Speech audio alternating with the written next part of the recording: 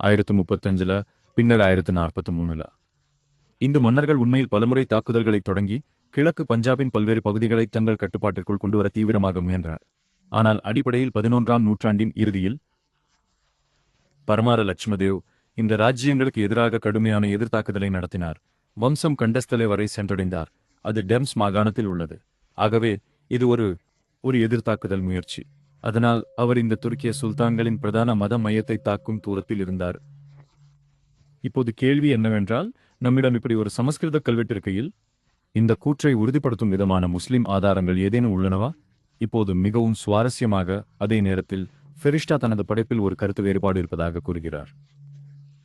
சமகாலத்தில் ஆட்சி செய்த துருக்கிய மன்னரான அதாவது அலாவுதீன் டோலா என்பவரின் ஆட்சி காலத்தில் அலாவுதீன் டோலா உண்மை எப்போது அரியணை ஏறி தனது ஆட்சி பொறுப்பை ஏற்றுக்கொண்டார்.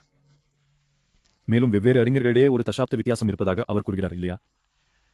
நீங்கள் மற்றொரு இஸ்லாமிய மூலத்திற்கு சென்றால் அவர்களும் 15 ஆண்டுகள் குழப்பம் இருந்ததாக கூறுகிறார்கள், குறிப்பாக ஆட்சி மாற்றத்தில். இதுதான் நாம் அதே கல்வெட்டை கண்டுபிடிக்கும் நேரம். எனவே இந்த உண்மையை ஏற்பதில் அர்த்தம் உள்ளது. உண்மையில் ஒரு நேரடி இராணுவ நடவடிக்கை நடந்தது என்பதுதான் அது. அது துருக்கிஸ்தானின் மையப்பகுதிக்கு சென்றது. இதற்கு நிறைய விமர்சனங்கள் உள்ளன. இது ரகுவம்சத்தின் மிகைப்படுத்தல் அல்லது நகல் என்கிறார்கள். என் வேளையில் நான் ரகுவம்சம் மற்றும் நாக்பூர் பிரசஸ்தியை ஒப்பிட்டேன்.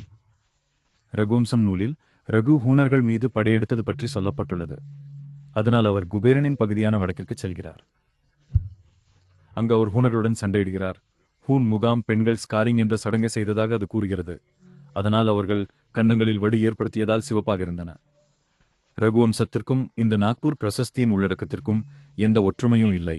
நான் சொன்னது போல் வங்ஷு நதியும் அஸ்வா அல்லது குதிரைகள் பற்றிய குறிப்பும் மட்டுமே ஒற்றுமை. இது வேறு எங்கேயும் இருக்கலாம். உதாரணமாக, இருவர் பெங்களூரு பற்றி புத்தகம் எழுதினால் பெங்களூரு என்ற பொதுவான வார்த்தை இருப்பதால் அது நகலாகாது. இரண்டாவது விஷயம், ரகுவம்சத்தை பின்பற்றுவது எளிது என்றால் மற்ற இந்து மன்னர்கள் ஏன் அதை செய்யவில்லை? சரிதானே? எல்லோரும் ரகுவால் இக்ஷ்வாகு குலத்தால் ஈர்க்கப்பட்டனர். எனவே இவை அனைத்தும் ஆதரித்து பரிந்துரைப்பது என்னவென்றால், பரமார லட்சுமதேவ் உண்மையில் இந்த பயணத்தை கொண்டு அந்த இடம் வரை சென்றார் என்ற உண்மையைத்தான்.